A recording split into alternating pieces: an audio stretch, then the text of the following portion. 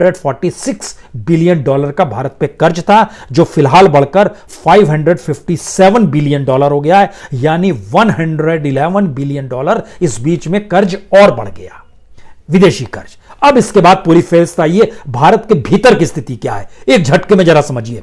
Air India 6,000 crore के नुकसान पर, वोडाफोन 50,000 करोड़ के नुकसान पर, एयरटेल 23,000 करोड़ के नुकसान पर, बीएसएनएल 14,000 करोड़ के नुकसान पर, एमटीएनएल 755 करोड़ रुपए के नुकसान पर, भारत पेट्रोलियम 750 करोड़ रुपए के नुकसान पर, सेल 286 करोड़ रुपए के नुकसान पर, स्पाइस जेट 463 करोड़ रुपए के नुकसान पर, भेल 219 करोड़ रुपए के नुकसान पर, इंडिया पोस्ट 15,000 करोड़ के नुकसान पर, जीएमआर इंफ्रा 561 करोड़ रुपए के नुकसान पर, यस बैंक 600 करोड़ के नुकसान पर, यूनियन बैंक 1,190 करोड़ रुपए के नुकसान पर, पंजाब नेशनल बैंक 4,750 करोड़ रुपए के नुकसान पर, एक्सिस बैंक 112 करोड़ रुपए के नुकसान पर।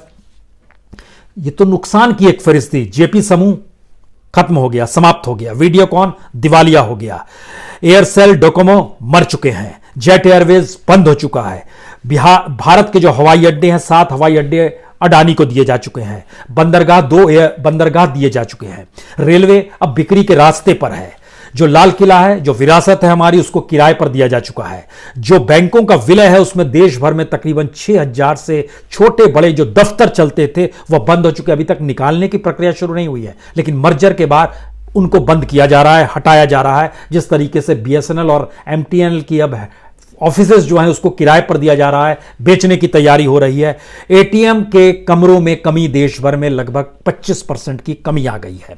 36 सबसे बड़े कर्जदार से मतलब यह होता है 5,000 करोड़ से ज्यादा जिन्होंने कर्ज लिया, जो बैंक में था, जो हमारा और आपका पैसा था, उस कर्ज को लेकर वो देश से फुर्र हो गए, उड़ गए। ऐसे 36 बड़े कर्जदार हैं। कुल तादाद ऐसे कर्जदारों की लगभग 6,000 से ज्यादा है जो फरार हो चुके हैं। लेकिन इसके बावजूद भी कुछ कॉर्पोरेट को 2.5 लाख करोड़ यानी 2,40,000 करोड़ का कर्ज माफ भी किया गया।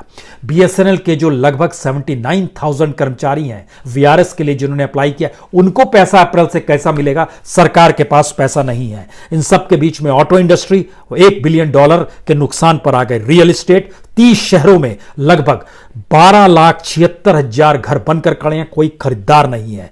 कार फैक्ट्री में 55,000 करोड़ का कार स्टॉक में पड़ा हुआ है, कोई खरीदार नहीं है। मारुति का प्रोडक्शन डाउन हुआ, शिफ्ट कम करनी पड़ी, बंद करनी पड़ी। जो हिंदुस्तान एरोनॉटिक लिमिटेड है, HAL है, उसके कर्मचारियों को रेगुलर वेतन नहीं मिल पा रहा है। ONGC जो सबसे लाभ वाली कंपनी होती थी वह भी नुकसान में आ गई है। और इस परिस्थिति के बीच में हर कोई जानता है बेरोजगारी चरम पर है, घरेलू तनाव इस देश के भीतर में चरम पर है। NCRB का डाटा कह रहा है खुदकुशी में किसान के समानांतर और उसको आंकड़े को पार करती हुई ग्रामीण महिलाएं हैं। इस देश का युवा है, बेरोजगार, इनके आंकड़े किसानों को भी पार कर गए हैं।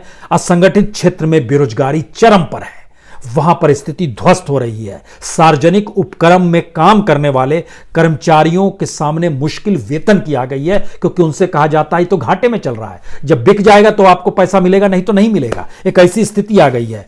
और इन सब के बीच जो भारत छोड़कर जाने वाले व्यक्तियों की तादाद जिसका जिक्र हम आपसे कर रहे थे, वो अगर देश छोड़कर जा रहे हैं तो इसका जिम्मेदार कौन है? ये कौन सी परिस्थिति देश के भीतर बनाई गई है? और नागरिकता के सवाल में बार बार संसद से लेकर सड़क तक सरकार यही कहती है, हम किसी को निकालना नहीं चाहते हैं, हम तो लाना चाहते हैं। जो रिफ्यूजीज भारत के भीतर हैं और जो माइग्रेंट्स हैं, हमको